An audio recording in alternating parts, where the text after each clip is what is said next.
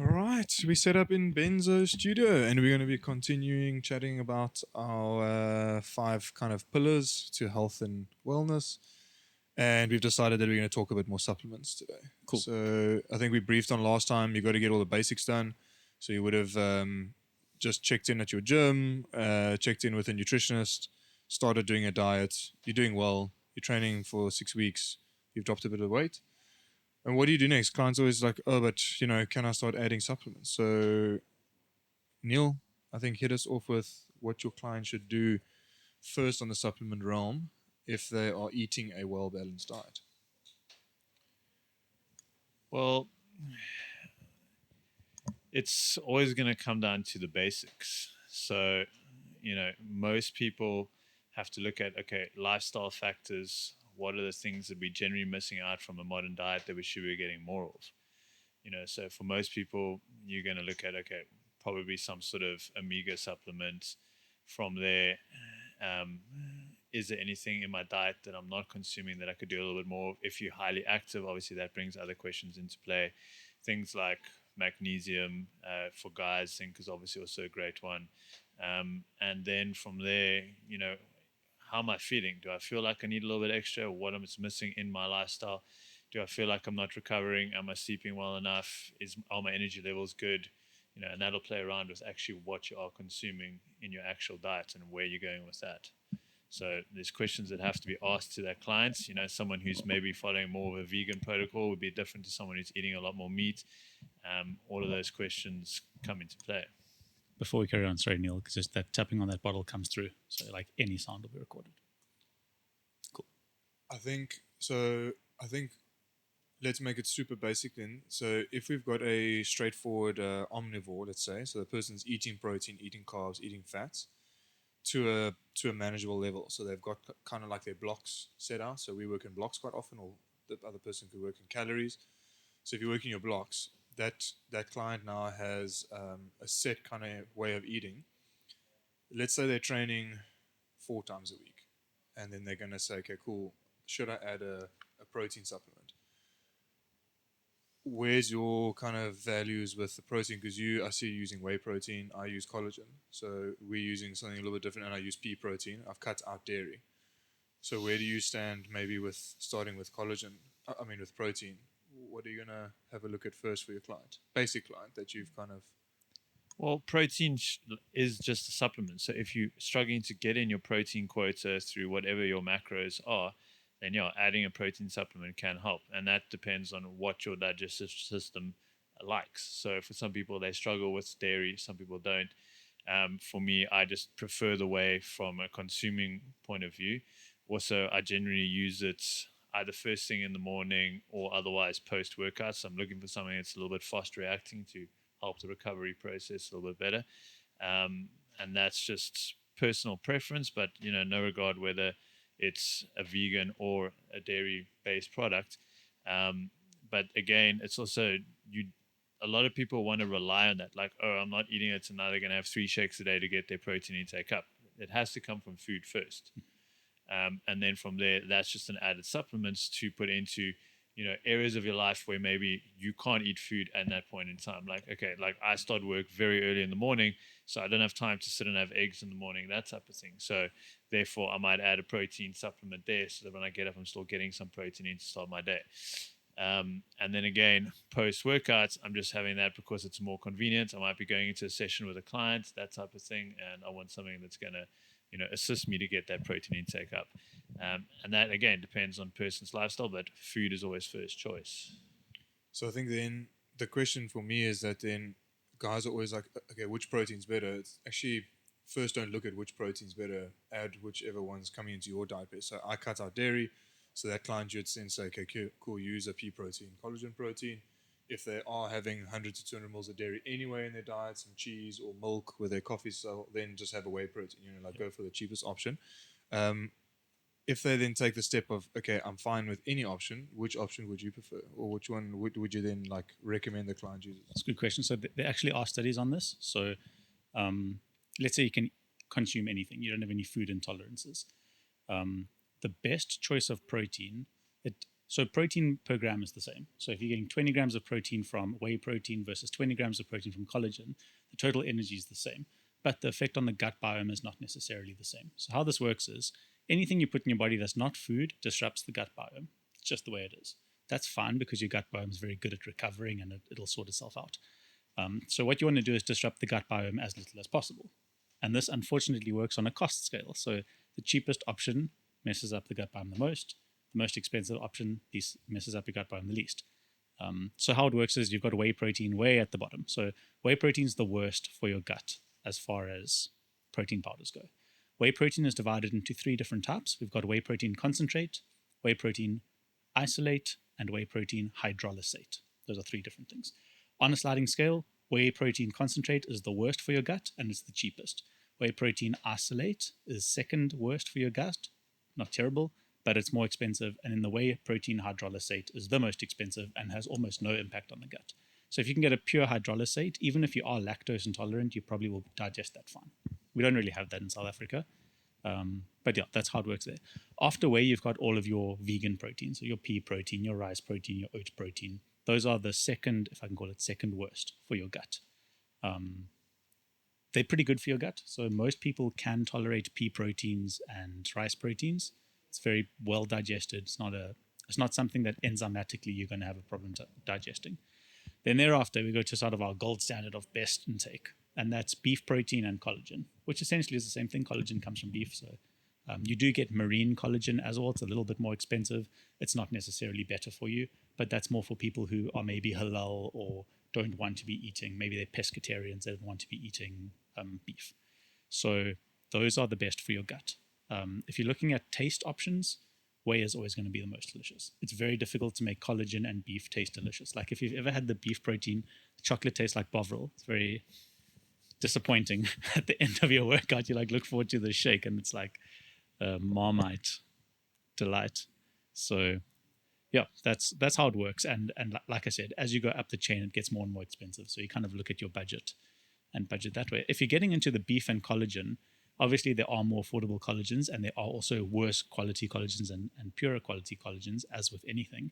Some might not contain collagen, some contain mostly fillers, and those are going to be cheap. And it's worth spending your money if you're looking at those high level things, get the more expensive products. Yeah, so I think I can jump on just on the collagen because I've been on that for a while. So I cut out dairy, I'd say about 4 years ago when I was having with the cholesterol side of things. So cutting out a few kind of like higher fat things as well as my sinus with a small little nose. I think later on that Neil helped me with some breathing stuff. So when I started training with Neil a little bit more, we got into breathing. And that at that point when I cut out that much dairy, almost no dairy in my diet now, I'm finding that my phlegm is kind of dialed back a bit, things like that. So dairy, I try and stay away from. I can still have a little bit. I think I actually bought some isolate now. Just again, it was the cheaper option than the pea option. So I started using that, and my gut's actually fine. So, like again, guys, we'll just look at the price bracket. Yeah. I think the collagen for me works well because I can add it to my diets. I would say my protein intake is very low, so I've been adding that into. So Neil's only having kind of like 2 shakes a day. So there's one, like you said, in the morning, and one after he trains. I'm having kind of collagen in my coffee twice in the morning. Then I'll have it in one of my either in my creatine stack after I finish training as like my post-training protein. Sure. Is that similar to what then Neil would be doing essentially? So if Neil's doing it whey protein in the morning, I'm doing it in my coffee. Yep. So it's the same thing. I'm just able to like put it into my lifestyle a little bit different. I mean, as in life, size matters. So it's all about serving size. So if you're putting 1 tablespoon of collagen in your protein, you're not getting 20 grams of protein from that. It's maybe 3 to 6 grams of protein. You know what I'm saying? So it's if you're doing that more often throughout the day, for sure, you can get the total amount in. There's a couple of there's some data that suggests that ingesting a lot of collagen powder can cause what's called the collagen colitis, which basically means your colon gets inflamed because of too much collagen. So there are people who tend that way. If you are having some discomfort with collagen, probably what you need to do is build it up slowly. So don't start with 3 tablespoons in your coffee. 1 teaspoon one day, and you kind of build it up slowly over time. You can kind of avert those. What would the side effects be? Because I've been using about, I think I'm on about 50 grams a day. So I'm having like 2 coffees. Yeah. That's 20 grams of coffee. So I use like two heaped tablespoons or a heaped tablespoon each. Yeah. So it's like 16, 16, and then I'll have another one in my post training. So that's, yeah. So, I mean, flatulence is, it's always the partner that complains first. So, flatulence is the big thing with the colitis, and then just generalized discomfort. So, you feel bloated, you feel pain, you feel like when you eat, you don't digest food well, because that's true. That's what's happening. Okay. So luckily, no side effects of that. That I'd actually feel with whey protein now that I've cut it out for a while. Sure. So I think any protein that you're having is going to make you. So, anything that you ingest in your body gets good at digesting. So, let's say you consume whey, which is high in lactose. Your body has an enzyme called lactase, which breaks down the lactose. So, if you're ingesting more lactose, your body produces more of this enzyme to be able to digest it. Some people who are lactose intolerant can't produce the lactase enzyme. And then it basically forms beer in their stomach. It basically ferments and forms like a beer, and that's very uncomfortable. So if you've been off lactose for a while and you come back on it, your body's downregulated the lactase enzyme. So now all of a sudden you put it in, it can't digest it, it forms a beer, and that's obviously terrifying.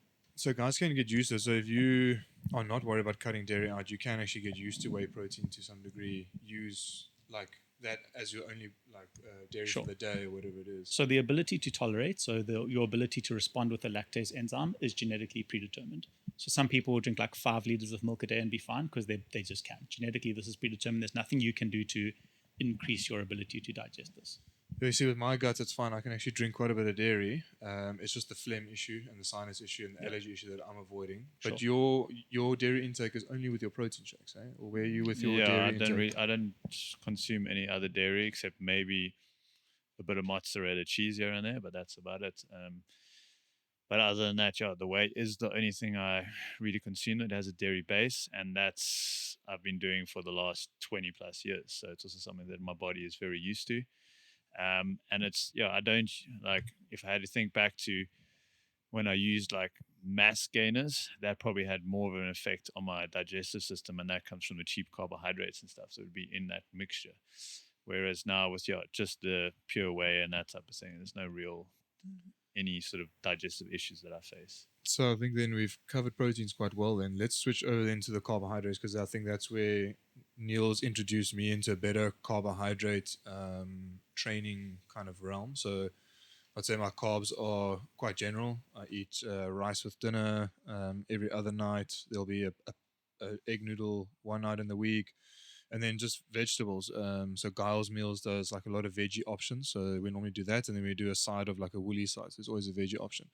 But I think with Neil, with training, we started having a look at, or he was doing like a rapid fire, which was a protein and a carb as like a during training, and then we switched just to the NPL one just because it's a little bit cheaper or whatever it is. But it still had a nice combination of carbohydrates, which I think definitely helped me with my training. What are you doing currently? Let's call it in your functional fitness CrossFit session, and then what are you doing with your new found love of paddle? No, well, it's just a matter of not even carbohydrates. There's also obviously stuff like electrolytes, and that becomes a lot of the focus, especially in the summer when you are sweating a lot more.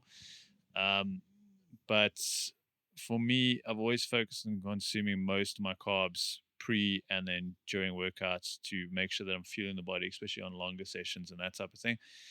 Especially over the longer sort of CrossFit sessions when I was doing like 2 hours plus of a workout, and you may be doing a hard make on towards the end, you want to make sure that you're staying fueled.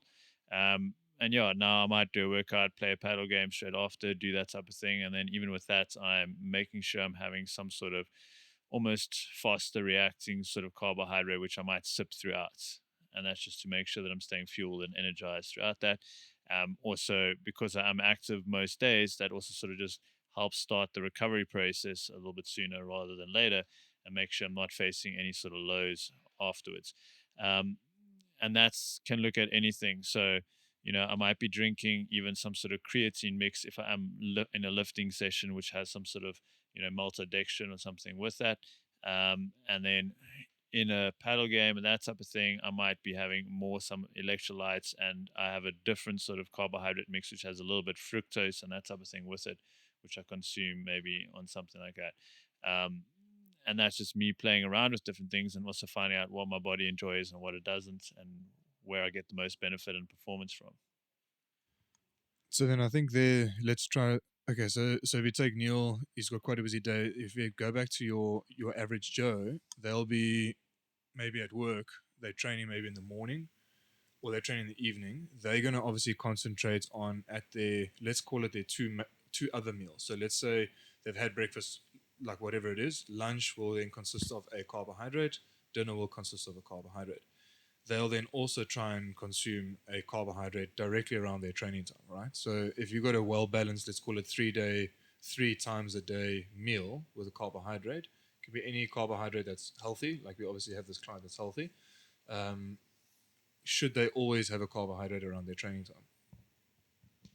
No. The short answer is no. Very few people lack energy. Like if you go and grab someone by the love handle, that's all it's potential energy. So people will be like, oh, I need, to get energy for this workout. Your body is actually quite capable of mobilizing its energy stores for a workout. There's a lot to say for the ability to do so being trained. So if you're trying to mobilize fat, it's called fat oxidation. This is, again, an enzymatic process. It happens through something called the Krebs cycle, which has around 36 different steps from changing fat into what's called ATP, which is energy. And these enzymes, like we said with the lactase enzyme, can be up and down regulated depending. So if you've got someone who's banting, for example, and doing long runs, they're very good at oxidizing fat because that's what they've been training their body to do. So if you've got someone who goes, I just can't get into my workout because I didn't have carbs. That is true for a while, but your body will respond to that. It will learn how to use its stored energy, which is fat, to be able to train in those sessions. If we're looking at a high performance athlete, someone who we're looking to increase power output for right now, we're not necessarily looking for body composition training, then carbs are always going to be easier to process. So digesting a carb into energy is about a 4-step process. And as I mentioned, the Krebs cycle is like 36 steps. So it's much quicker to do carbs. So just to recap there, as what like Neil's doing. So Neil, let's call him a high performance athlete. He's 100 kgs of just pure muscle. Gentleman, yes. So he has to do that. Yes. Then we're shifting over to this everyday client, guys that are watching this, guys that are trying to take up, okay, I'm this guy that's eating well now for 8 weeks, 6 to 8 weeks. I just want to make sure that I'm putting the right fuel in the right place. You're saying that it doesn't really matter as long as they just keep to their 3 meals a day. Yeah. What should their training, post-training or pre-training thing then ideally be? If we're Not looking looking at Neil. with no supplements now. So now looking into supplements. So now actually saying, okay, cool. I don't have time in the morning to maybe get a quick meal in because I'm going to go train, shoot home, get the kids ready, start getting to work, whatever it is. Yeah. That person should be looking at a post-training protein normally, as long as you just have a protein shake. Should there be a carbohydrate with it and like what kind of carbohydrate? So 2 things I'll say on that. The first is without your nutrition dialed in for those 3 square meals of the day, your improvement, and this is not me, benology or thumb sucking, this is scientific data, the improvement is around 3% when you start supplementing.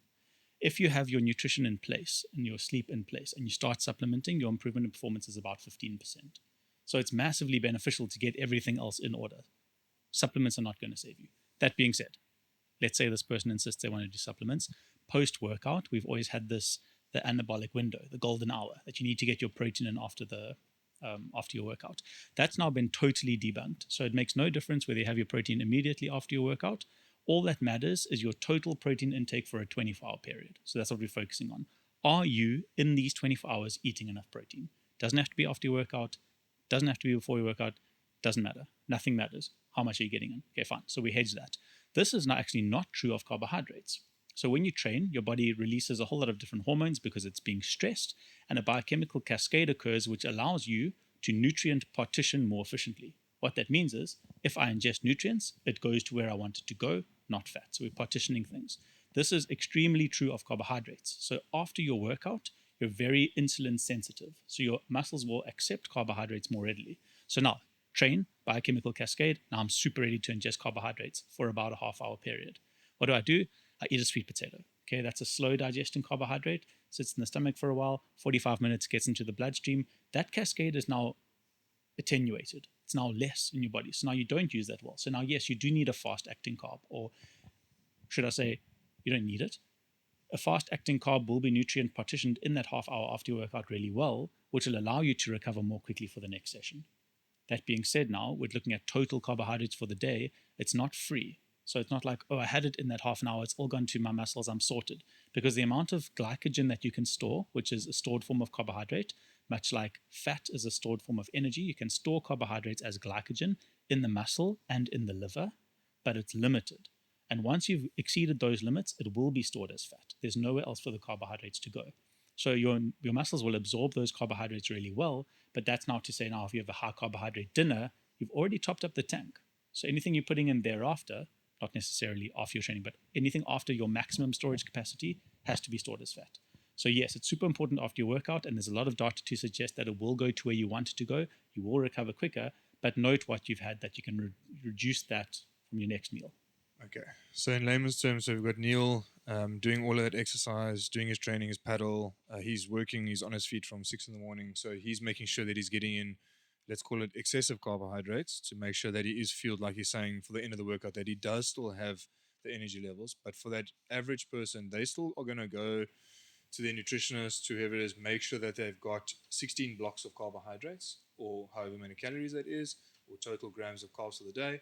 They're going to focus on that. And then around their training time, they're going to try and make sure that they're getting in readily digestible kind of carbohydrates in. And that's going to be something simple that what you're using. So it's a supplement. It's something that your body recognizes quickly. Yeah, but I mean, again, I think it also comes down to what that person's goals are, or even the type of training you're doing. If you're doing a 40-minute zone 2, do you really need to have carbohydrates straight after your workout? You've basically done more fat stores. But if you're doing a high intensity activity, or heavy weights or that type of thing, and you're burning through your glucose energies fairly fast, then yeah, you might need that. So again, it does come down to what a person is doing. Like if I am doing something slower and at a low intensity, I don't need those same amount of carbohydrates. I want my body to learn how to burn fats and oxidize it, like Ben spoke about. So, and again, someone who's largely carrying excess weight, we want their body to get into more of that fat burning stuff, so we want them to teach them how to use that. So we don't necessarily want to always confuse that, and make sure it is a little bit individualized to what that person's goals are. And that does become important. So people do have to realize, yes, depending on what I'm doing, depending on what my goals are, where should I add or take away those carbohydrates? So I think in this case, this is your average person 6 to 8 weeks that's now got the ET on track. They are eating the right amount of carbohydrates. They should then possibly be on a slightly lower carb diet anyway, but they still concentrate on getting carbs in that day. So for them, they would essentially, if they're going to lose a little bit of weight, they're going to focus on actually getting carbs around that training window, and then less carbs in their other two meals. Let's call it their lunch and their dinner meals. They're going to drop their carbs there a little bit. Yeah.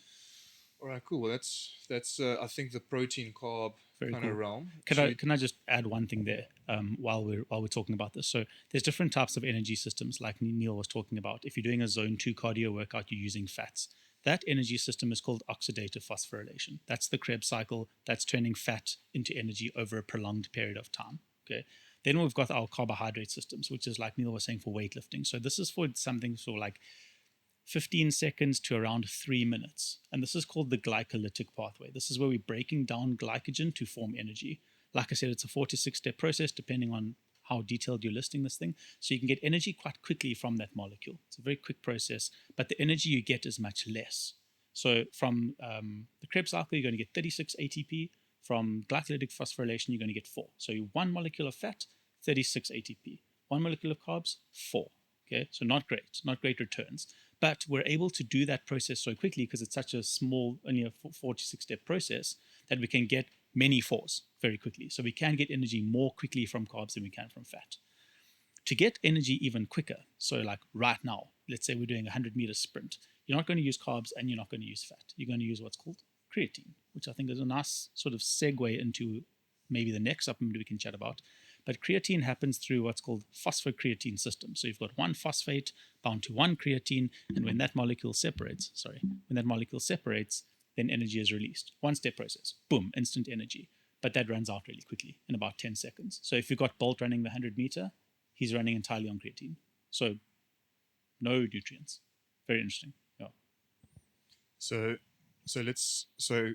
I don't want to skip fats. So we've eaten protein, we've eaten carbs. Let's just do fats quickly. Yes. Just to make sure we're covering the right amount of fats for the day. When to eat Good. fats, when not to eat fats. Because I think we've covered the protein. We consume protein throughout the day. It doesn't matter when you have it. Have it to suit your lifestyle. So I'm having collagen in my coffee. I'm having it in my cereal at night. I'm throwing it into my post-training shake, and I'm having also some pea protein, and then I'm eating biltong, and I'm eating chicken, and I'm eating fish. If I'm vegetarian or vegan, I'm having eggs, and I'm having tofu, and having things. We've got our protein, we've got our carbs. So just before we move on there, I know I'm butting in a lot here, but just for maximum value for the listener, with protein on protein consumption, there's a lot of evidence to suggest that your hormone profile and your ability to recover after exercise is improved if you eat 50% of your total protein at the first meal of the day. Okay. Do with that what you want. So if I'm having my training in the morning, am I having protein then straight afterwards? It's fine. A lot. Or should I try? Like, it's impossible to wake up at 5, have protein, and Sure. then go train at Absolutely 5:30. not. No, but I'm just saying your first meal. So the Okay. first meal that you eat should be heavily protein based, like heavily protein based. Okay. Yeah, When you break your fast, basically. From the Correct. night before. Okay. correct. Okay. So have your first protein, protein only or protein fats?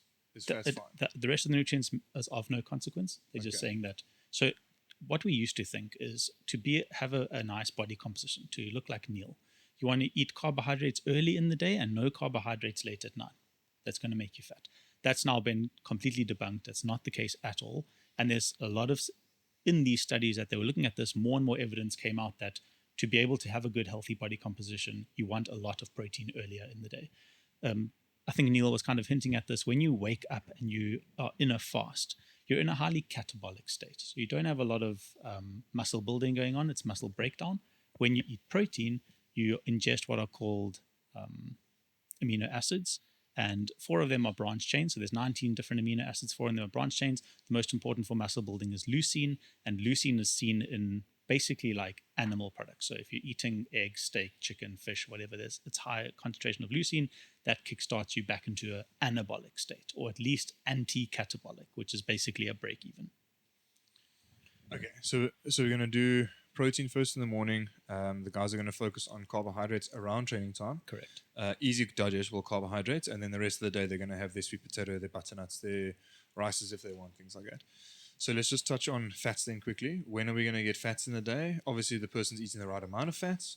If they are trying to lose weight, they are eating a little bit more fats. It's fine. Dropping their carbs a little bit. So when are we going to eat our fats? I'm curious to hear Neil's take on this, and maybe you can explain a little bit why, if you want to lose weight, are you increasing your fats? Well, so for me, it also depends on what a person has been doing previously. So if I'm looking at someone's eating and they're consuming most of their calories through carbohydrates and fats, or a lot of carbohydrates, then it shows me that they're not very fat oxidative, and that could potentially lead to why they're gaining weight. So I'm always going to start someone off like, first thing is, what is your protein intake? And that's the basis for anything. From there, if someone has a high carbohydrate level, then I need to teach them how to use fat better. So again, no matter where you are, you need a little bit of energy, or depending on what your goals are. But for most people, they're probably going to need a little bit more healthier fats within their diet. And that, again, is the other big thing with protein and fats. I'm sure Ben can speak to this a little bit more, is that when you consume a protein and a fat, it also helps with your satiety hormones. So it regulates your body as to telling you if you're full or not. Whereas if you're consuming a large amount of carbohydrates, especially like when we're talking about breakfast first thing in the morning, so those cereals or that, breads and stuff that people are often consuming first thing in the morning, it's actually going to make you hungrier for the rest of the day. So that's also where the big consumption of protein helps you regulate those hormone levels in terms of what you're going to eat for the rest of the day, and your appetite control from there. So for me, again, whether, like Ben spoke about, whether consuming carbs in the morning or the evening, but that first meal is a high protein intake, yes, that is important. And the second thing is if I was training in the morning or if I was training at night, I'm not going to go, okay, well, I'm training at the night, so I can't have carbohydrates because it's going to make me fat, like Ben said. I'm actually going to still have most of my carbohydrates around that time of the day and replenish. And even if I am sometimes training really early in the morning, I want to make sure I'm fueled for that workout. I'm going to have carbohydrates the night before, so when I wake up, I'm ready to go, concerning that I'm not eating anything before I might go into that workout. When it comes to fats, I'm ideally going to have those away from where I'm having my largest meals of carbohydrates, because that fat and carb combination is one of the worst things that we can do, where our insulin is now raised through the carbohydrate intake, and therefore our body is more likely to store those fats that we're sort of consuming. From my point of view, that will determine as to when you're going to have those fats. So, I like to have mine away from those large carbohydrate meals if I can. Sometimes I don't always do that. It's just a matter of getting those fats in. But if you can, for me, that first meal of the day with protein and some healthy fats just to get my body started into the right state is where I prefer to do it. And then again at night, my last meal of the day is also where I have, but I'm not having a lot of carbohydrates on either side of those meals. And that's what I choose to do. And that again comes to the individual as to what their flow of their eating is like and potentially where they're training in that day if they are training, as to maybe what timing they're going to put into consuming their fats. Yeah, so I think with me as well, like we spend the whole day together, kind of most days, but I see you eating your fats outside of your training window, outside of your main carbohydrate window. So, and then having kind of like nut butters, things like that, or so like a handful of nuts, just kind of on its own. So I wouldn't say snack on fats, but outside, if you're having a coffee, have some nuts. If you kind of just hanging out, make yourself, I like to call them boats, little rye crackers. It's very, very low carbohydrates with some kind of nut butter on or ever or whatever it is. So that's kind of my goal with fats is just having it outside. So maybe tap into the scientific realm of maybe how we consume our fats. I think they're very similar, snacky outside of those windows. Yeah, it's good. So to touch on what Neil was saying, there's maybe 2 points that I'd like to make.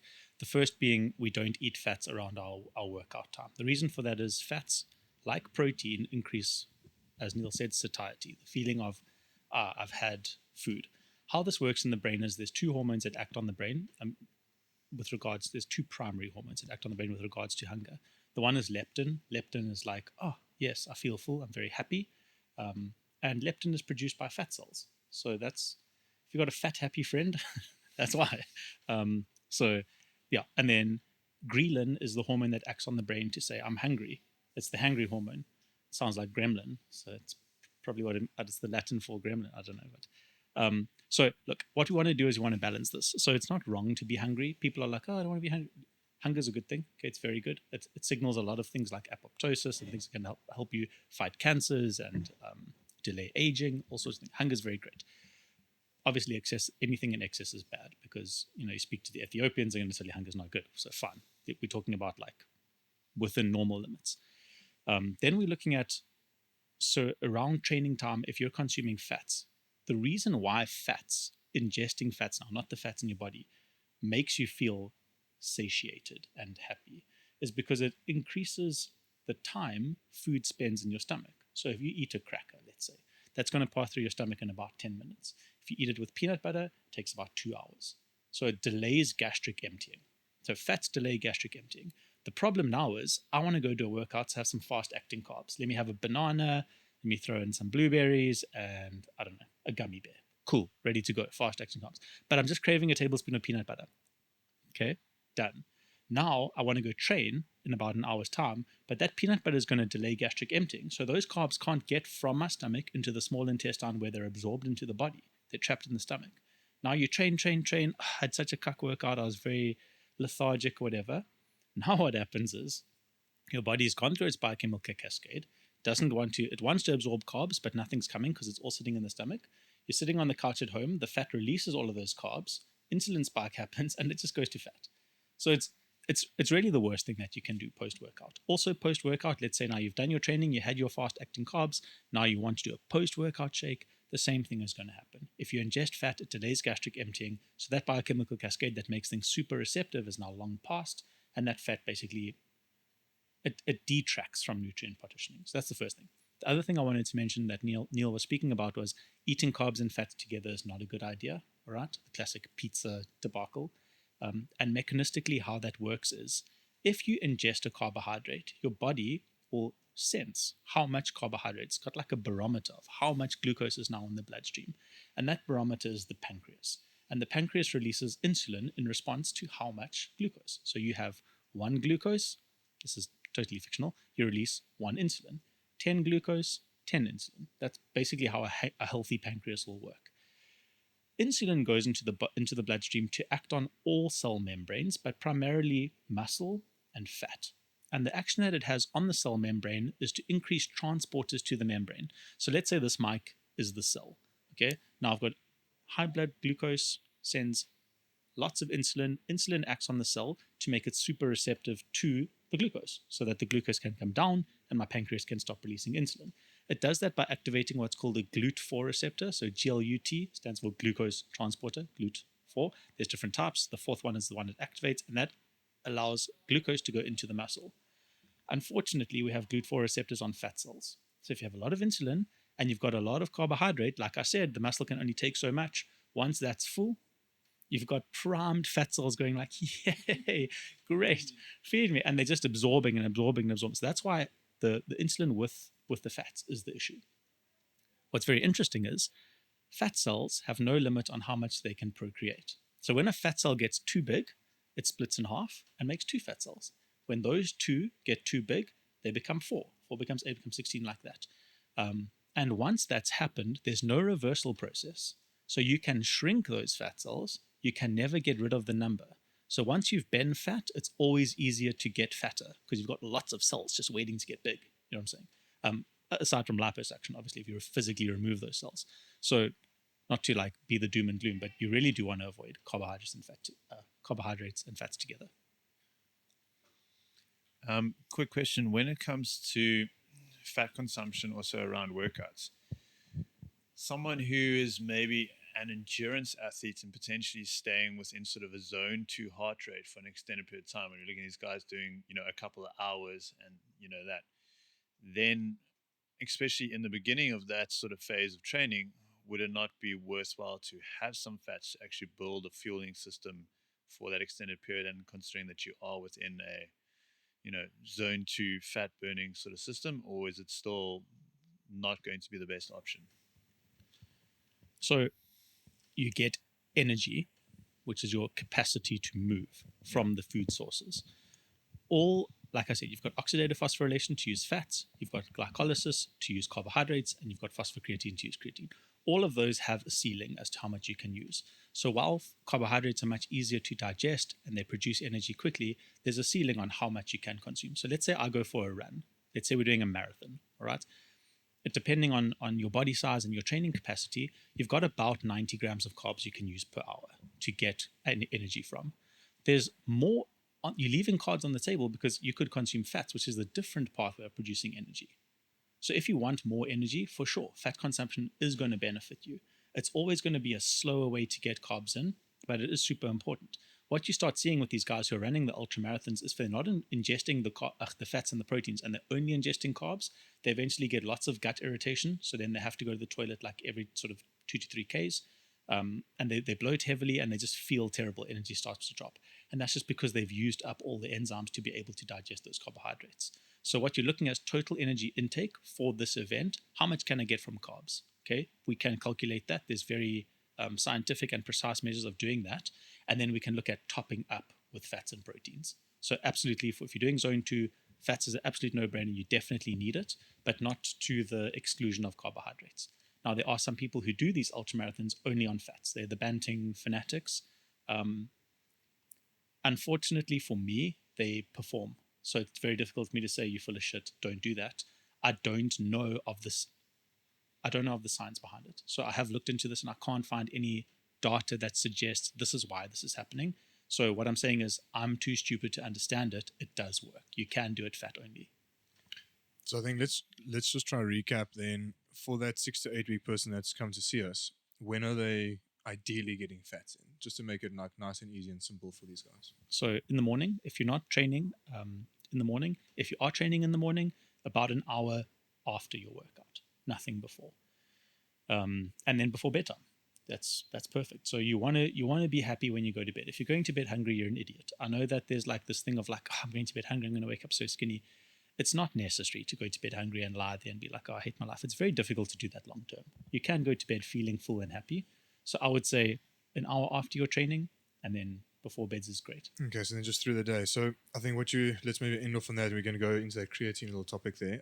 So I've been eating very little through the day. So I normally fast until even like 12 o'clock. Even I'll have something small to eat. We used to train at 2:30. Now I'm training first in the morning, which is quite nice because I'm fasted. And then I'll start having like my pre or post during kind of things. But that going to bed feeling full thing for me, it's been helping my sleep as well. So if I have supper at, let's say, hopefully at 8 o'clock, normally by 10, 10:30, kind of pickish again. So what I've been doing is just a very simple cereal. Let's call it a cereal, but it's a healthy option. I'll just kind of list it all. But it's got protein, it's got fats, it's got carbohydrates in. So I'm going to bed on a very full stomach, and I'm still in shape. So it's just kind of showing the guys that, like, don't be worried about when you're eating these things. Make sure that you're satisfied so that you're not picking and kind of picking on crap throughout the day. For sure. Clean out your cupboard, clean out your kids' kind of extras, things that you're not picking on a bunch of rubbish, and just kind of make sure you're getting in your protein, your fats, and your carbohydrates in total then through the day. For sure. Yeah. And maybe just like a mental note to comment there. A lot of people or some of my patients have said, I don't have self-discipline, so I just don't want to have it in the house. Like, not shopping for those things is a form of self-discipline. You can be super proud of yourself for not having that stuff in the house. It's not that you're not disciplined, you're just disciplined in a different way. So I think it's a smart move to just not stock yourself with that. Yeah, just focus on just not having it in the house, not stopping at Woolies to get that little snack that you just don't go shop there. I shop on my phone now. I do the Woolies Dash and I do the Checker 60 just so that I can't pick and kind of, oh, that's nice. And then I do have the Magnum in the freezer for the twice a week option when I want something nice before I go to bed. I have it before I go to bed still. So still have those things that you kind of reward yourself with, but just see it as part of your diet that you're eating, it's part of your lifestyle, but you're ticking all the other boxes. Should we head into the creatine realm? I think Quick question as well. So Ben can answer this a little bit more. So I know when people are even eating their food, I've seen studies on guys with sugar levels on your plate of food. Let's say you have a steak, you have some sweet potato, you maybe have some avo, and you have some vegetables. I've seen studies where guys are going, if you eat the steak first, it's going to slow down the sugar levels entering your bloodstream, etc., etc. Does it have a major impact? Is it something that people should look at throughout the day? Like, hey, if I'm eating this meal, is it better for me to have my protein first, and therefore it's regulating my sugar levels better throughout the day? I'm not having, consuming the sweet potato first, raising my sugar levels, and then consuming something like a steak and fats and avos, etc. It's a good question. It depends. Every answer will always be it depends, but it depends how quickly. Let's say, so the idea is that if you eat your carbohydrates first, you spike your blood sugar, and then all the nutrients you come thereafter are likely to be stored as fat. That's the premise of the argument.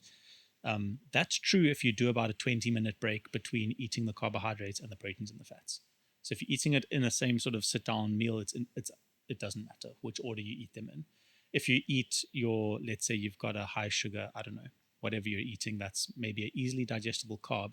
You take a 20-minute break and then you eat your fats. Sure, there's a greater likelihood that you'll be doing that. But as a sane person eating a meal at a table with family, it makes no difference to fat storage, whether you eat your carbohydrates first, whether you mix them all together, or whether you eat your fats and proteins first. Yeah. So basically what they do is they sit people around a table and they do this, and they prick their finger every 5 minutes to see what the glucose levels is. And there's no difference in the cohorts, other than if you eat it 20 minutes before, allow it to empty the stomach, then you eat the fats and proteins. Now it can't slow your gastric emptying. Yeah, there's a bit of a difference. So I think there, just for the simple person, I think still try and dive into your protein first. So still start eating your protein.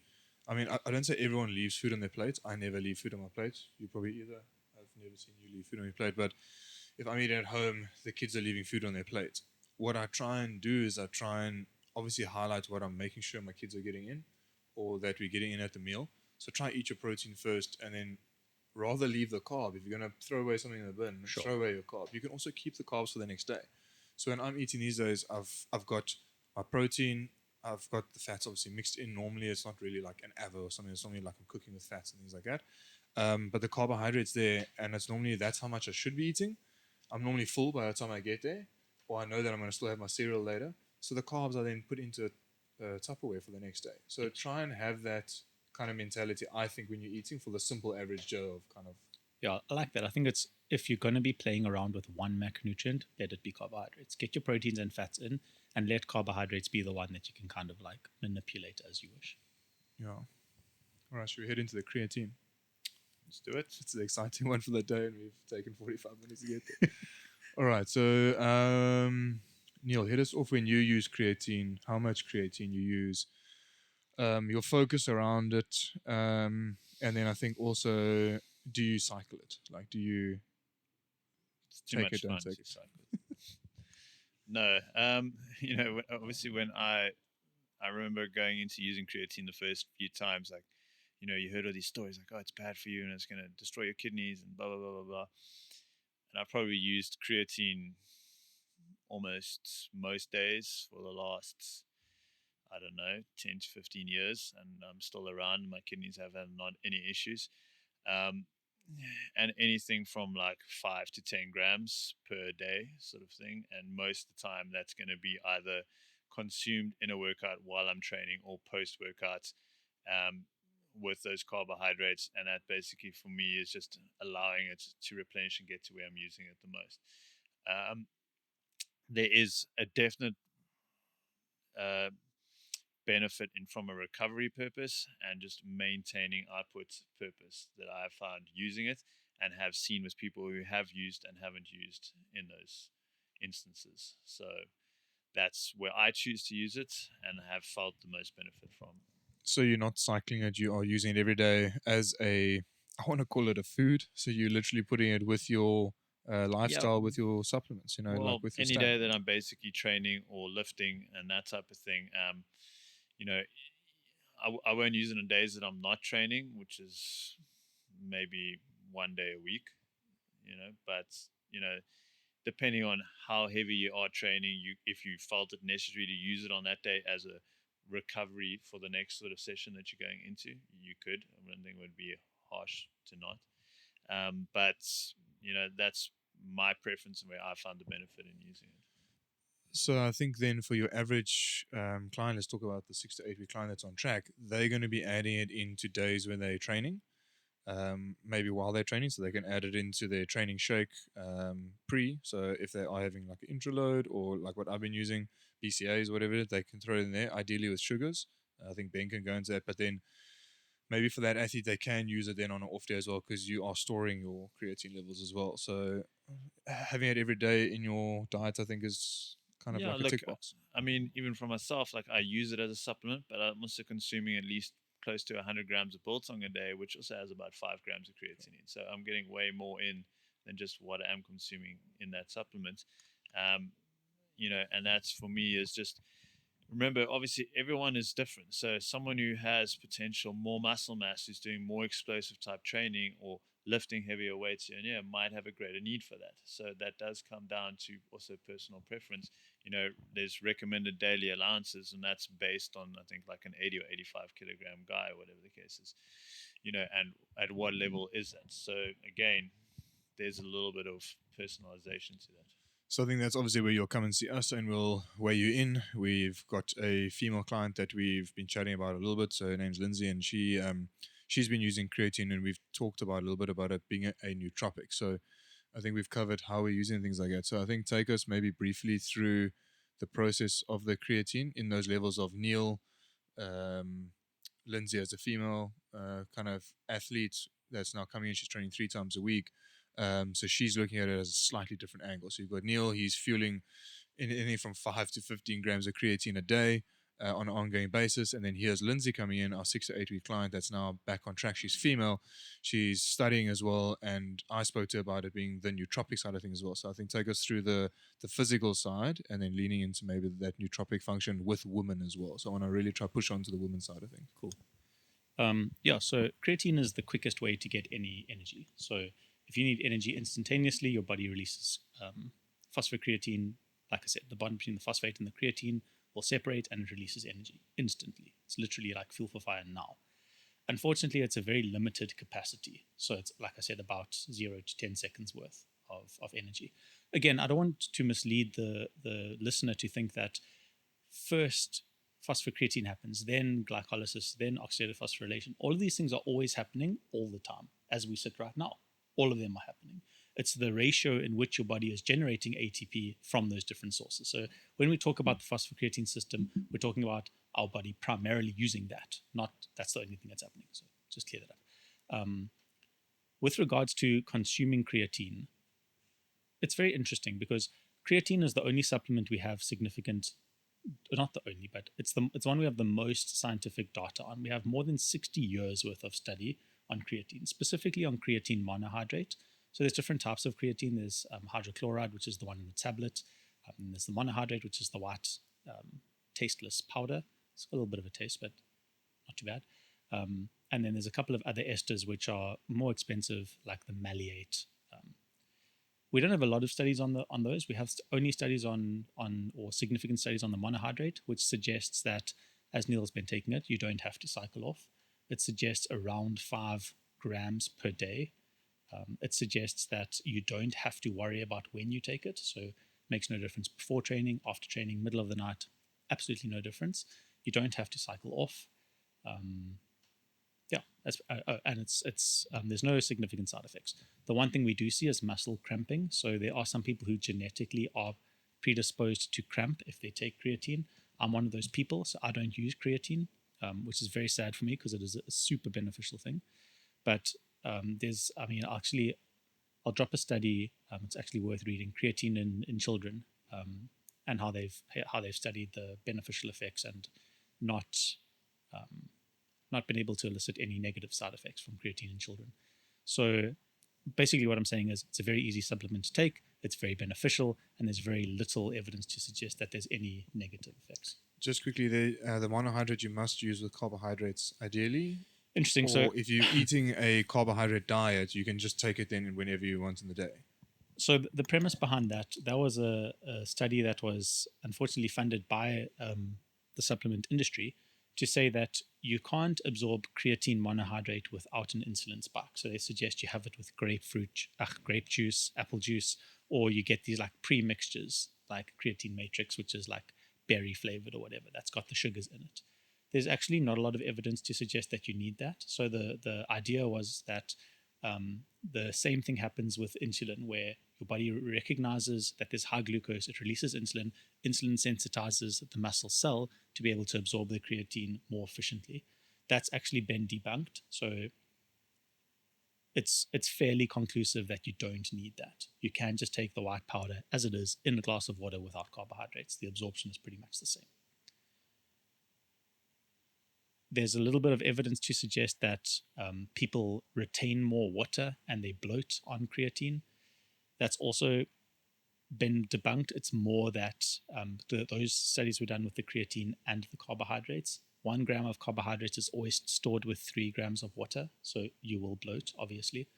That was more carbohydrate based than creatine based. There are some people who say they gain water weight on creatine. I don't know. It's not a lot in the journal articles to suggest that that's true. And the last thing that's been debunked on creatine is the loading phase. So you'll see on these supplements, it'll say take creatine 3 times a day for the first 5 days, and then you can go down to once a day. That's also unnecessary. There's no evidence to suggest they just want to sell more. So yeah. Okay, so then let's talk about then this client, the 6 to 8 week client. They are then having a look at if they're not having, so they're eating enough protein, so they are getting creatine in. At what level are they using creatine then now? Because now this client, obviously, they are eating enough, so we can say, okay, well, they are, like Neil says, he's eating his Drovos, they are getting creatine in. Yeah. To what level then, if I'm training 3 to 4 times a week, training, let's call it CrossFit high intensity training, is it safe then to say that I am taking 5 grams a day? No. You know, Yeah, unfortunately not. So Neil is quite right. Creatine is found in food. It's primarily found in meats and primarily found in red meats. There is creatine in fish and in chicken, but it's to a lesser extent. It's generally, because food sources are so nutrient poor these days, it's generally not enough. So it's worth supplementing. So the average 6 to 8 weeker should be on creatine. There's no reason that they shouldn't be. It'll definitely be beneficial to them.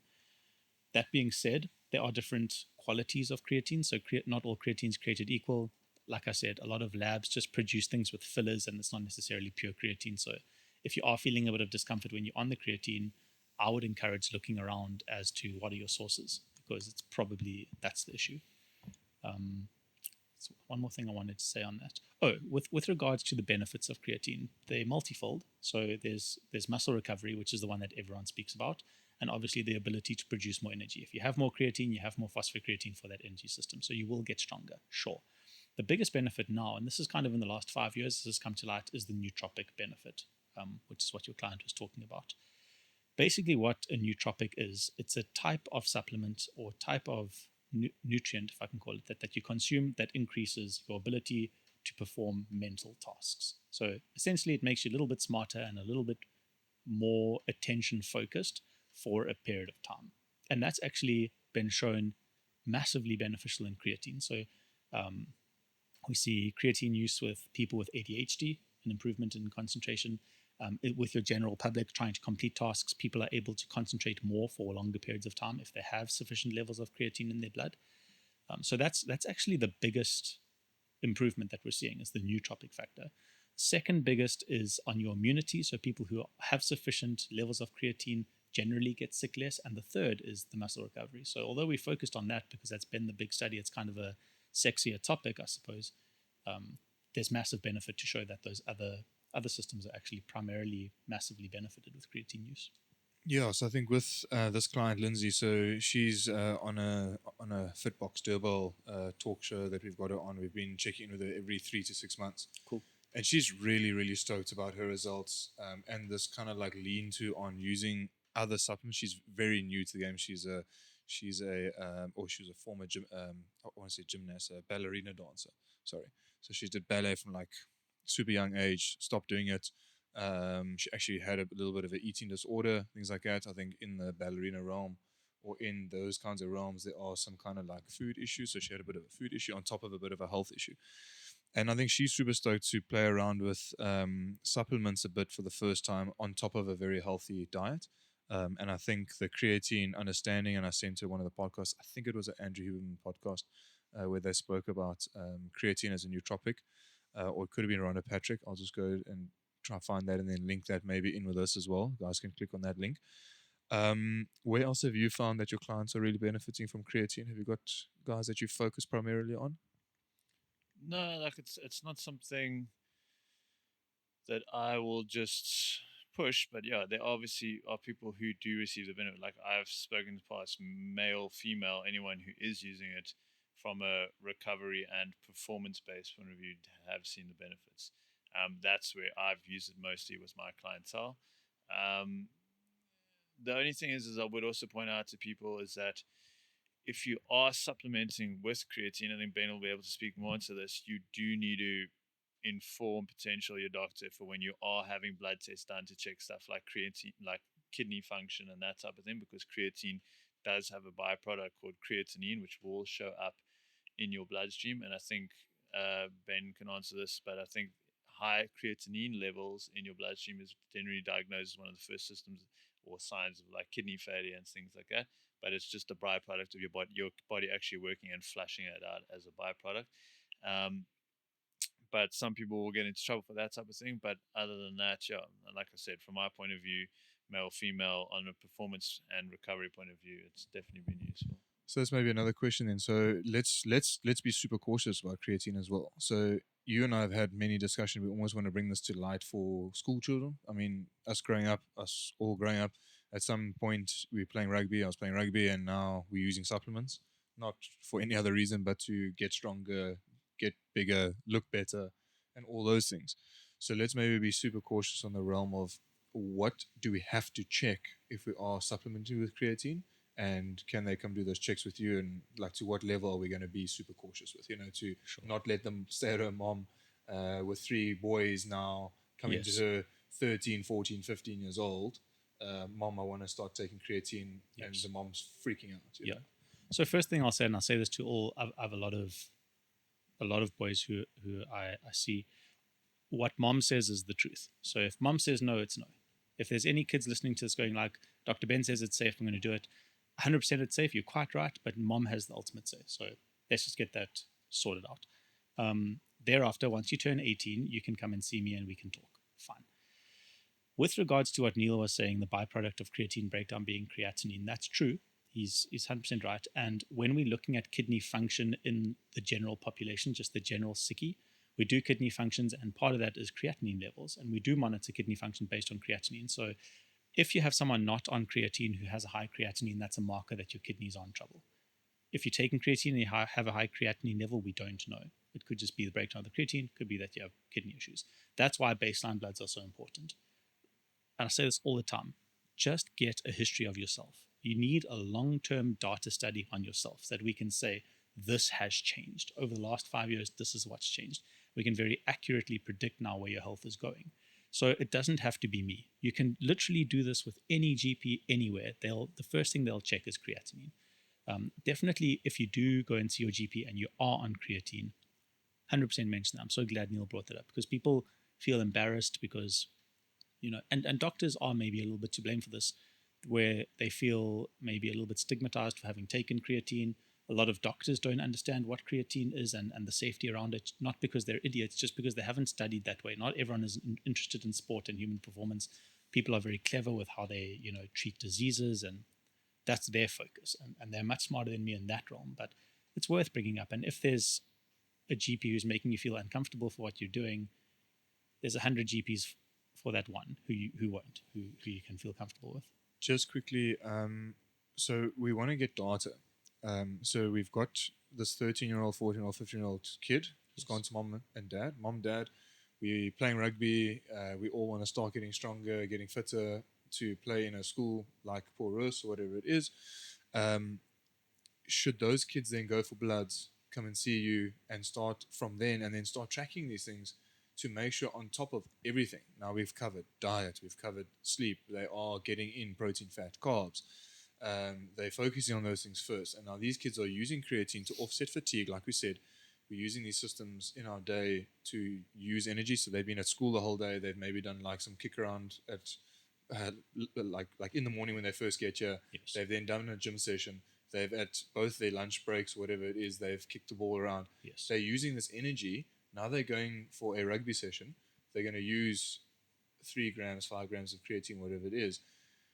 We've tested their blood. So it's important that moms have then said, fine, we're going to do this. I'm listening to you guys. I'm mom. I've made the decision now to come and see Ben. We're going to test their bloods. Yeah. Are we going to do some kind of full panel like what we're doing with myself now? Or are we going to start just a little bit more simplified? No, we'll do a full panel.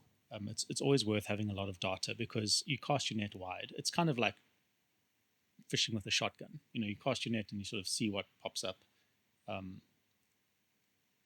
There's a lot of, so you have to look at your kid as a long-term creature. They are now right in front of you as they are, but they are also going to develop, and a lot of the development that will happen with them will happen within their mind. And there's very interesting studies that came out of Norway with how kids associate performance with enjoyment, and the kids that enjoyed performance were the ones that went on to become elite athletes, and the ones who associated sport with work and something being tedious, they dropped out in sort of their college years. One thing that you risk in anyone under 16 is you taking the fun aspect out of it. So if they're going for regular blood checks and they're dieting and they're training, you've lost the fun of the performance. So I would counsel heavily parents to not even consider this until they're 16. Everything should be built around fun. Obviously that there must be some responsibility and I'm training this and I don't enjoy it, but it's going to pay off later. Kids need to learn that. I 100% agree with you, but fun should always be the focus. From 16 onwards, that's where I think it's worth trying to start looking at tracking biomarkers over time. I had a very interesting conversation with a guy called Corne Krige. I think you'll probably remember him, SA rugby player of the past. Fantastic guy, fantastic athlete. In his day, he was kind of the maverick of human performance. He's got a boy in one of the Paul schools, and I saw him alongside the field and I was chatting to him, and he was saying when he looks at the performance of the rugby boys now in school, they're doing more loading than they were doing at Bok level when he was playing. So if you're looking at should we be tracking this? Absolutely. Like these are kids in developmental stages going through excessive training. I'm not saying that's bad. I'm very pro this. But we need to do it right. So yes, the short answer is yes, you should be tracking from a young age, preferably older than 16, and you should be casting the net wide on this test. So I think you've touched on something there. So, I mean, we've had a discussion of where our mental headspace is from quite a young age. So Neil and I have chatted in the past before about trying to get, because I've got my kids now, so I'll often just mention things to Neil that I'm kind of struggling with. So I'm trying to get James and Emily to a degree of they need to also just understand that they need to be patient. They need to understand a little bit of suffering, a little bit of boredom. There's all these things that we discuss about just trying to get these kids to understand just the real world. Yes. But I think a big thing that you said there was like, it's got to be fun. So, I mean, you've always because I mean, I obviously see Neil as a bit of a health idol, but I also see him that he's been in the health and fitness industry for so long, and I see him enjoying everything that he's doing, even until his age now. He's 40 now, but like he's switched now from. I mean, I've known him for the last 3 years properly. We spend every day together, but he's switched from having fun from doing like a CrossFit kind of workout into playing paddle, and I think maybe mention how bringing that fun aspect to your basically younger years of always having fun, maybe with health and fitness, to a degree that like we're not deterring parents to now make this a project, a scientific project, to make sure my kid is up there from 12 years old. Well, for me, I think about you got to look at, well, what is fun, and if it's not, the process is not fun for you, that's when you're not going to do it any longer. So, yes, I used to do more bodybuilding stuff, and that's how I got into sort of fitness, and that's where I started. And the process of, building my physique and seeing where that could go and what I could achieve, like I enjoyed that process, like sculpting something and building that up. From there, I lost that enjoyment, but turned it, okay, well, let's look at performance, and CrossFit came along, and that's where I was driven. And I was like, okay, how could I get this performance out of my body? And going, can I achieve this? Can I achieve that? How far can we sort of push that? And then again, that was the process. I was enjoying that, seeing myself being able to get fitter, do more, lift a little bit more, etc., etc. Um, for right now, where I'm at, like reaching the age of 40, it's gone, okay, cool. Like I want my body to still be able to perform at maximum level, but I need to look at, okay, how do I maintain a certain level of performance, 10 years from now? So beating myself up too much on a, high performance, and I'm not competing or pushing myself for a level in a sport, is that worthwhile? Is it actually taking away? So I made the decision to pull back on too much intensity from the CrossFit space, but I had started playing paddle in the process, and that was my new level of where am I pushing myself and where I'm getting from a performance. But it's enjoying that process of, again, learning something new, not really worried about too much what the outcome is, but just enjoying that process of learning something, growing, and getting better. And I think that's like Ben's mentioning with youngsters, it's a matter of point of like everything doesn't have to be result based, because you get to high school, you finish high school, you've made the first team, all of a sudden life happens. Now you go, well, why am I doing sports? I'm not going to be in the first team, or I'm not winning, etc., etc. So you stop doing it because now that falls away. You need to love the process of your things that you're doing and see the benefit in that and enjoy the fun in that moment. And as long as you can do that, you're going to keep on doing something. If something stops becoming fun, you have to ask yourself why, and then go, okay, cool. How do I turn this into something else that is fun for me? So for me, that's the biggest thing. If I'm not enjoying it, I'm not going to just slave away and do this because, I'm like forcing myself to get it because someone said I had to. But I need to see the fun. And that goes into even the other aspects of like, cool, I'm eating this meal or I'm doing this activity because the fun part is me feeling better, looking good, etc., etc. Not just, hey, I did this for this time, or hey, I did this because I'm training because I need to lose some weight. Like that's again results orientated, but it's a process of me becoming a better human day in and day out. So I think that's super important. In terms of like I'm trying to learn these things and just then apply it to my kids. So my big goal is just like trying to apply these things to my kids. So James is always trying to win everything, which is fine, but he's losing at things. Then he's getting upset. So I'm trying to like teach him at his young mind, 6 years old, like, dude, you're gonna be losing for the rest of your life. So I think it's got to have that fun factor to a point where they are also old enough. And I think 16 is a good age to then understand, okay, we're now doing this to win, and it's okay that we lost. We're now doing this to win, but it's okay that we lost. So I think up until there, we've got to try and keep teaching people that they have to be enjoying it. Otherwise, they're going to just fall off the bus, fall off the bus, fall off the bus the whole time. For sure.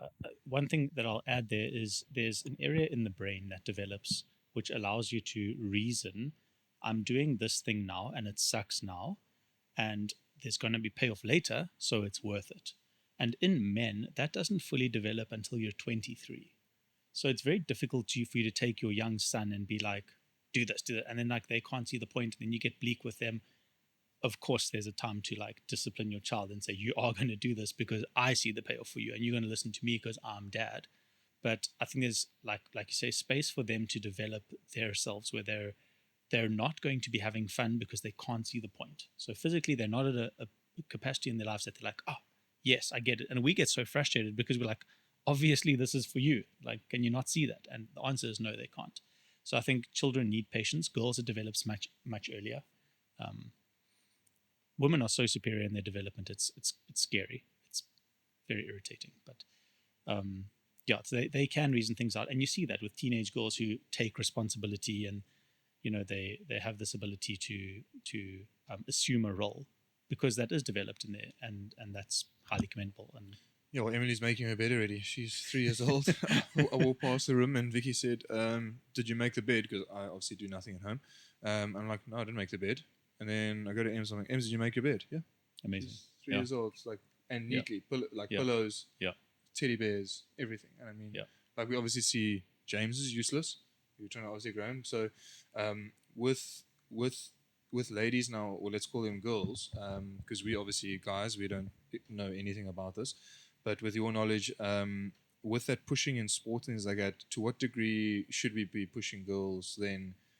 Like we've obviously spoken about our 6 to 8 week athlete, or member that's come to the gym that's an adult. Let's call them female. But what level should we be pushing our girls in netball, things like that, and just being careful? Like Yeah. just kind of dialing it back a bit. That's a good question. So with boys, there's a physicality reward. So if a boy has been physical, they feel good about themselves. You see this with kids who want to rough and tumble with dad, because there's a dopamine response in regards to physicality. Now, this is not true of all boys. There are boys who are very reserved. They don't want to rough and tumble. That's fine. There's nothing wrong with your child. It's just a different type of development. Normal. But in general, boys need physicality.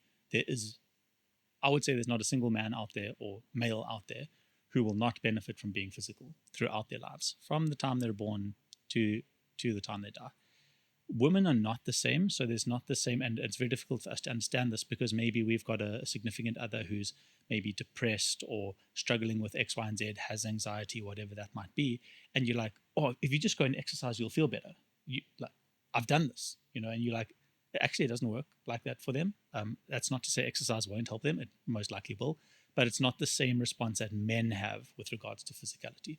So with girls, there's a massive self-esteem issue that you need to look into because why am I not feeling good about myself? Why is this? Why is it? Women tend to blame themselves, whereas men tend to blame others. We love to point fingers.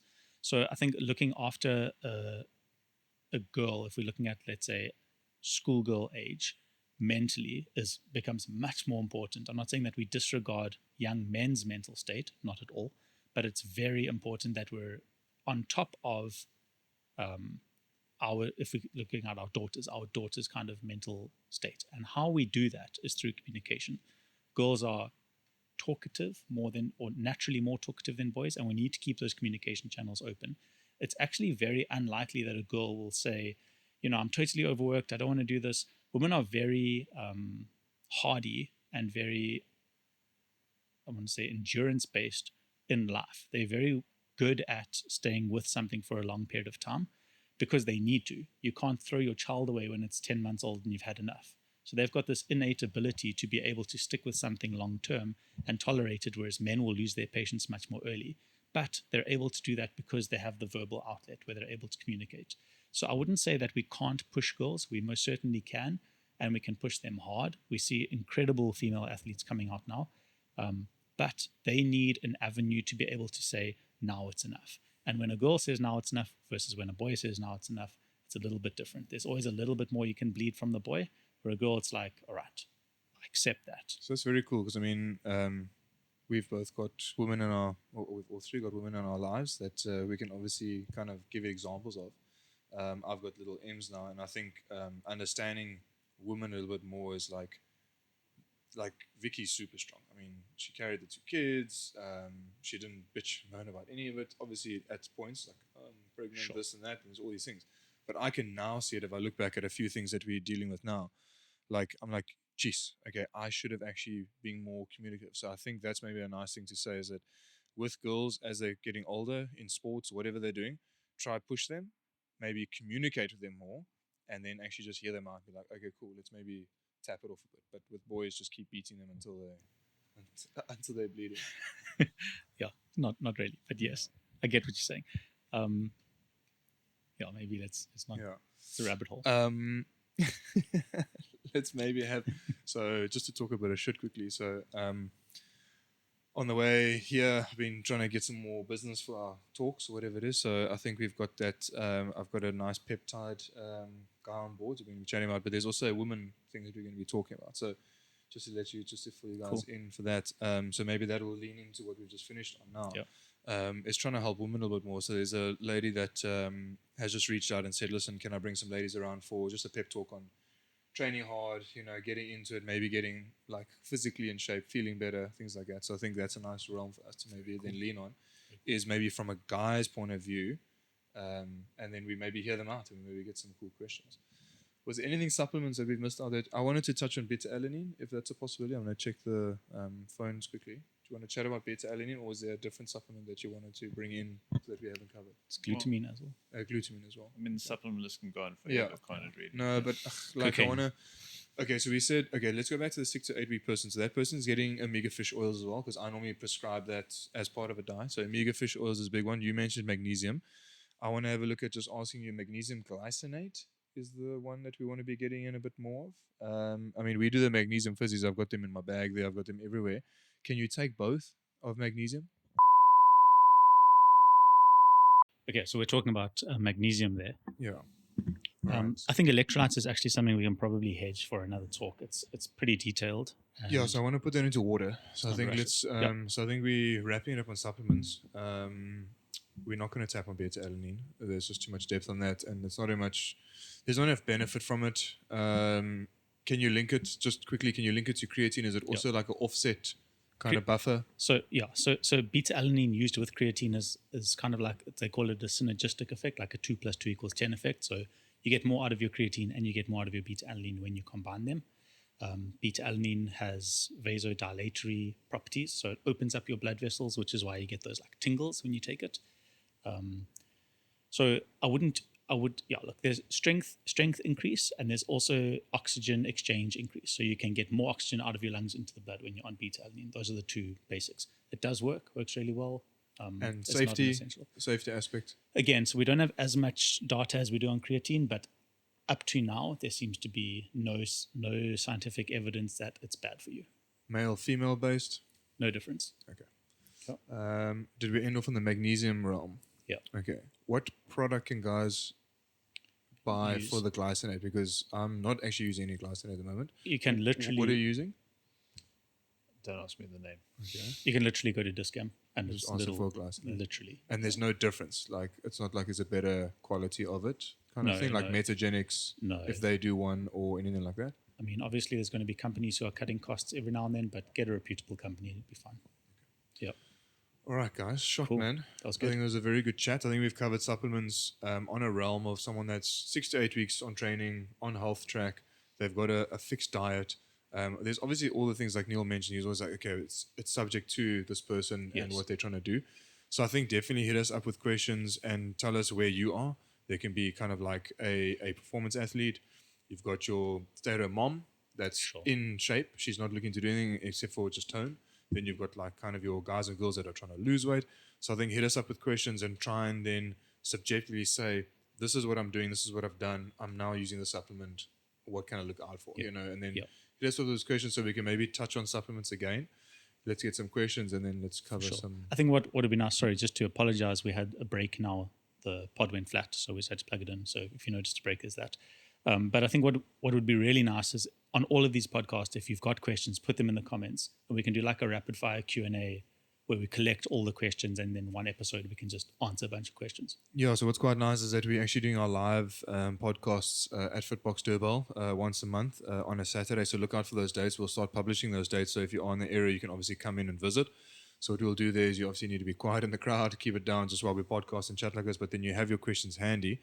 And like Benzo was saying now, just hit us up with questions on these topics. We'll start listing, or we've got our 5 pillars out there. Yep. So I think the definitely next one is going to be water and just hydration. So just making sure that we hydrated properly and getting understanding, because I've got understanding now with my kids as well.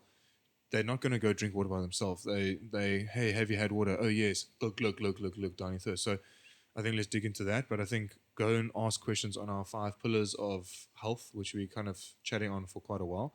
And then we'll start going into different topics and things like that as we go. Q&As.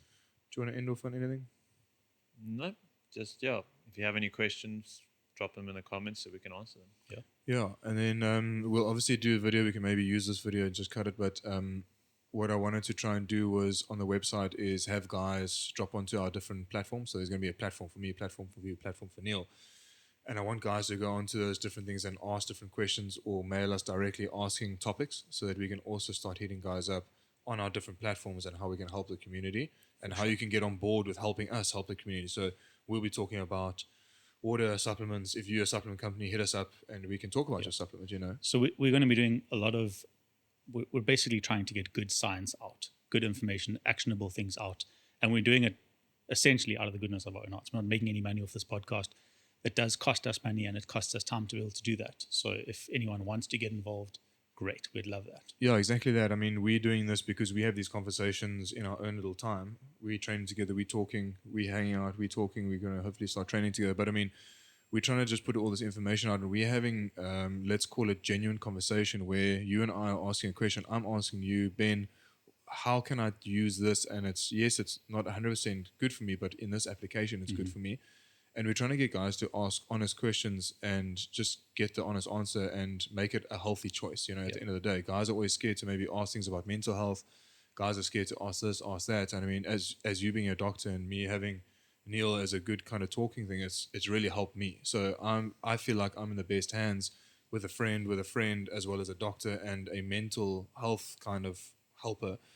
Just keep me on track. And I want people to see us potentially and then whoever we're linking on as potential help. So again, if you're a company, please approach us and let us know how you can help us 100%. Help people with these answers. 100%. Yeah, it's great. Cool. Thanks, Cut guys. it there. Thank you. Thanks. Cheers.